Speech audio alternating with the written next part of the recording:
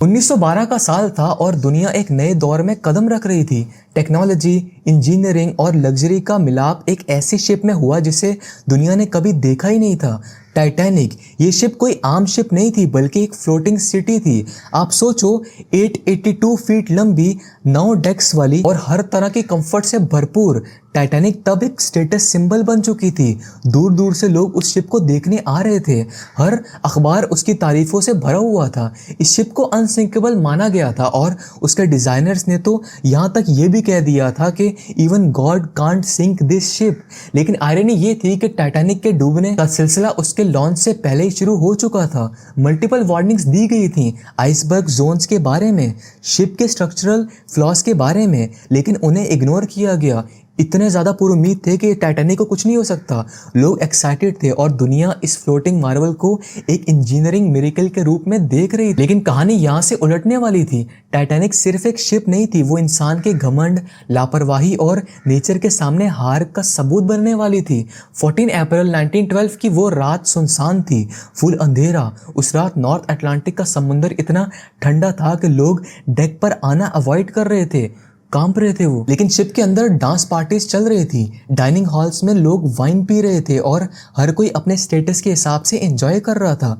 Titanic ना 3 major class divisions में बनी थी। फर्स्ट क्लास के लिए लग्जरी का अल्टीमेट वर्जन था, second class sophisticated middle class travellers के लिए थे और थर्ड क्लास इमिग्रेंट फैमिलीज के लिए जो नई जिंदगी के तलाश में अमेरिका जा रहे थे। अब उस रात हुआ क्या था, रात 11:40 पर ना एक आदमी ने बाइनोकुलर्स के बगैर देखा, सामने एक बड़ा आइसबर्ग था। शिप के बिल्कुल बहुत करीब आ चुका था वो इतना बड़ा आइसबर्ग। बेल बजाई गई और सबको अलर्ट किया गया, ब्रिज को अलर्ट किया गया। फर्स्ट ऑफिसर मर्डोक ने फौरन एक्शन लिया, इंजन्स रिवर्स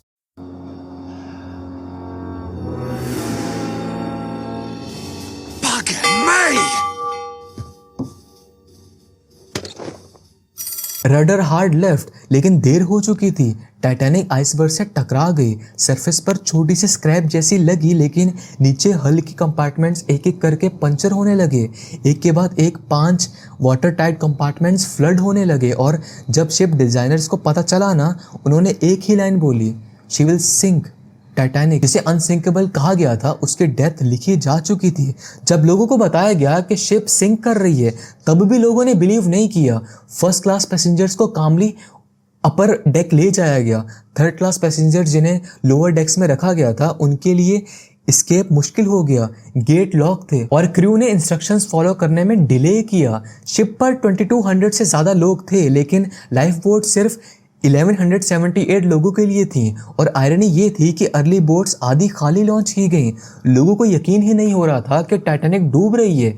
जब रियलाइजेशन हुई ना, तब पैनिक फैल गया। लोग एक दूसरे के ऊपर चढ़ने लगे, एक दूसरे को मुक्के मारने लगे कि मुझे जगा दो। क्रू मेंबर्स ने वार्निंग शॉट्स फायर किए। वुमेन और चिल्ड्रन फर्स्ट का रूल अप्लाई हुआ, लेकिन उसमें भी इनइक्वालिटी थी। फर्स्ट क्लास वुमेन को प्रायोरिटी मिली, थर्ड क्लास फैमिलीज डेस्परेटली मेज ढूंढ रहे थे, लेकिन उनका एक्सेस लिमिटेड था। जब आप टाइटैनिक के लास्ट आवर्स को इमेजिन भी करते हो ना, पहली बात है ये सब इमेजिन करना भी बहुत ज़्यादा पेनफुल है, लेकिन अगर आप इमेजिन भी करते हो ना, तो आप ह्यूमन नेचर के हर रंग देख सकते हो। सैक्रिफाइस भी, सेल्फिशनेस भी, ब्रेवरी भी और हेल्पलेसनेस भी।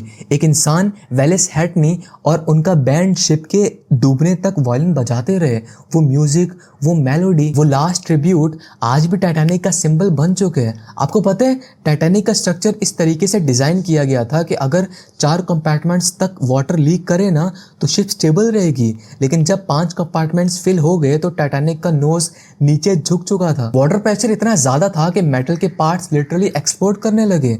सुबह 2:20 पर ना शिप का फाइनल ब्रेक हुआ और सर्वाइवर्स का कहना था कि टाइटैनिक जो है उस टाइम 2 पार्ट्स में डिवाइड हो चुकी थी, यानी कि टूट चुकी थी। पहले बो नीचे गया, फिर स्टर्न हवा में उठा और वहां से वर्टिकल जैसे डूब गया। इमेजिन करो, उस मोमेंट में 1500 लोगों ने ठंडे पानी में एक के बाद एक मछलियों की तरह गिरना शुरू कर दिया। पानी का टेम्परेचर सिर्फ -2 सेल्सियस था। हाइपोथर्मिया में सिर्फ 15 से 20 मिनट्स में इंसान को ख़त्म कर सकती थी। आप इमेजिन करो, लोग चिल्लाते हुए पानी में हाथ मार के किसी चीज़ को पकड़ने की कोशिश कर रहे थे कि एक दूसरे को पकड़ लें, हम डूबे नहीं। दूर से लाइफ बोट्स में एलीट लोग बैठे बस वो सब नज़ारा देख रहे थे। उनकी लाइफ बोट्स में जगह मौजूद थी पर कोई नहीं पास जा रहा था, बस इसी डर से कि कहीं लोग बोट ओवरक्राउड ना हो जाए। एक या दो बोट्स गई थी पर वो वापस आ गई थी। बहुत क्रेजी सोचकर कि चिलिंग वाइब्स आ रही हैं।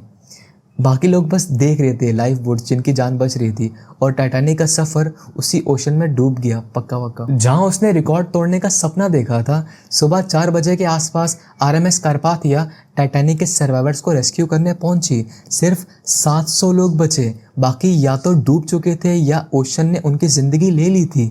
जब सर्वाइवर्स न्यूयॉर्क पहुंचे ना, दुनिया में शौक का माहौल था। क्या टाइटैनिक के डूबने के लिए कोई रिस्पॉन्सिबल था?